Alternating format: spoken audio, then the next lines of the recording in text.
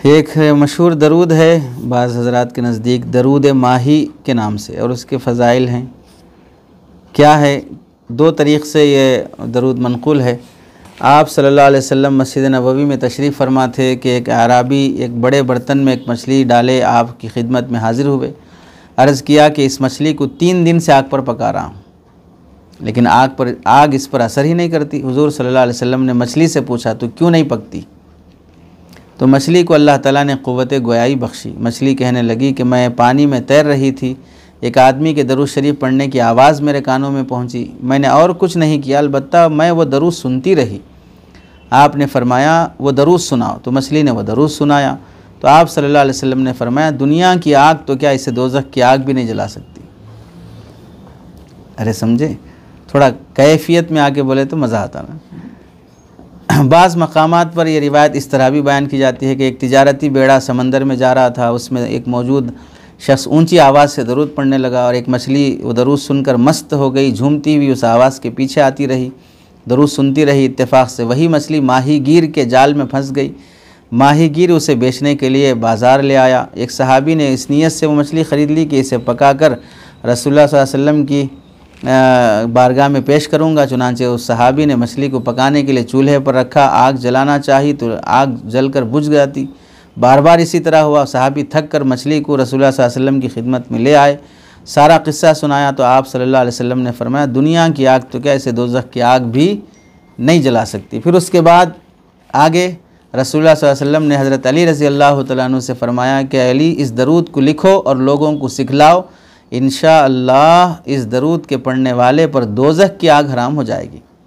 इसलिए इस दरूद को क्या कहते हैं? दरूद माही, मछली का दरूद।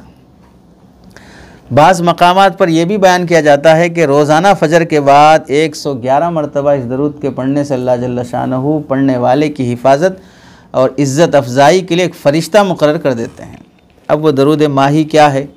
अल्लाहुम्मा सल्ली अला मुहम्मद व अला आलि मुहम्मदिन खैरिल खलाइक़ि व अफ़ज़लिल बशरि व शफ़ीइल उममी यौमल हश्रि वन नश्रि व सल्ली अला मुहम्मदिन व अला आलि सय्यिदिना मुहम्मदिन बिअददि कुल्लि मालूमिन लक व सल्ली अला मुहम्मदिन व अला आलि मुहम्मदिन व बारिक व सल्लिम व सल्ली अला जमील अंबियाइ वल मुरसलीन व सल्ली अला कुल्लिल मलाइकतिल मुक़र्रबीन व अला इबादिल्लाहिस सालिहीन व सल्लिम तस्लीमन कसीरन कसीरा बिरहमतिका व बिफज़लिका व बिकरमिका या अकरमल अकरमीन बिरहमतिका या अरहमर राहिमीन या कदीम या दाइम या हय्य या क़य्यूम या वित्र या अहदन या समद या मन लम यलिद वलम यूलद वलम यकुन लहू कुफुवन अहद बिरहमतिका या अरहमर राहिमीन। अरे समझे,